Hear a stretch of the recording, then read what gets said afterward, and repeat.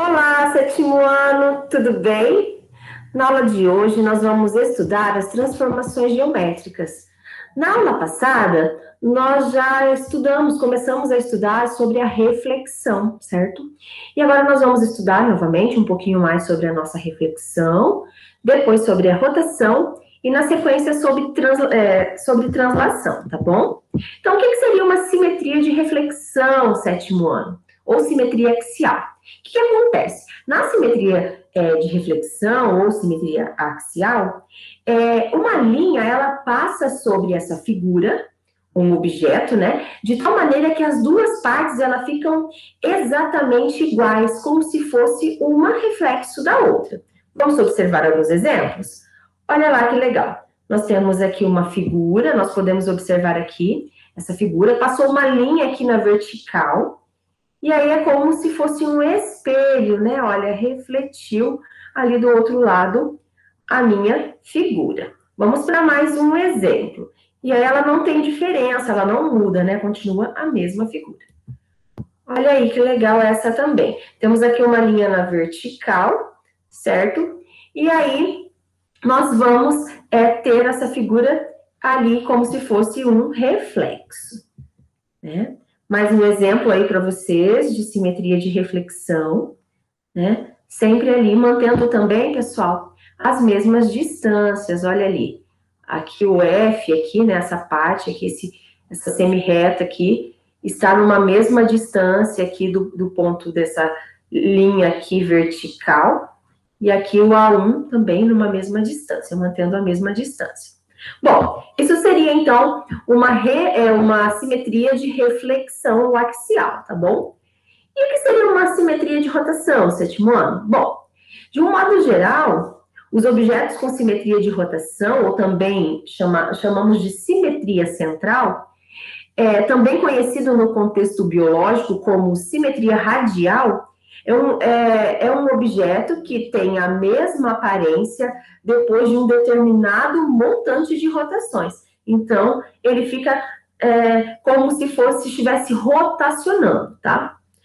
Outra característica também dessa parte da simetria, sétimo ano, é que um objeto ele pode ter mais de uma simetria, tá? Ele pode apresentar simetria de reflexão, também simetria de rotação, então não é só um tipo de simetria, um objeto pode ter mais de uma simetria rotacional, tá bom?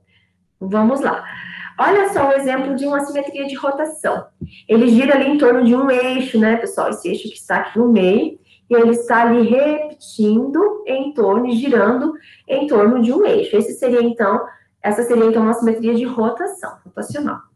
Olha também esse outro exemplo, né? Também uma simetria de rotação, tá? Olha mais um, também temos ali, está girando em torno de um eixo, está repetindo, né? E ele é uma rotação, simetria de rotação. E agora, pessoal, nós vamos conhecer então o que seria uma simetria de translação. O que é uma translação? Uma translação é uma isometria, né? Que desloca a figura original segundo uma direção. Então, vai deslocar a figura segundo uma direção, né? Um sentido e um comprimento, que nós chamamos de vetor, tá? As translações, elas vão conservar a direção e o comprimento de segmentos de reta e as amplitudes dos ângulos. O que é isso, então? Na simetria de translação, a figura, ela vai deslizando sobre uma reta e aí ela vai mantendo-se inalterada também. A gente não tem alteração da figura. Vamos para o exemplo?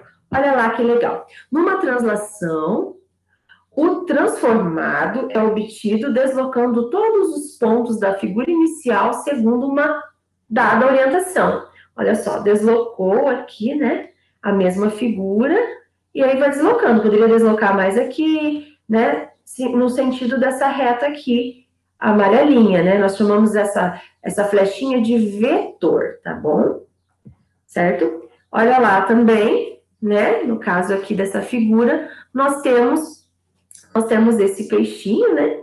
Que ele está também deslocando, seguindo um vetor, olha só. Essa flechinha significa um vetor. Também mantém a mesma distância para todos os casos, certo? Então, sétimo ano, essa foi a nossa aula de simetria, certo?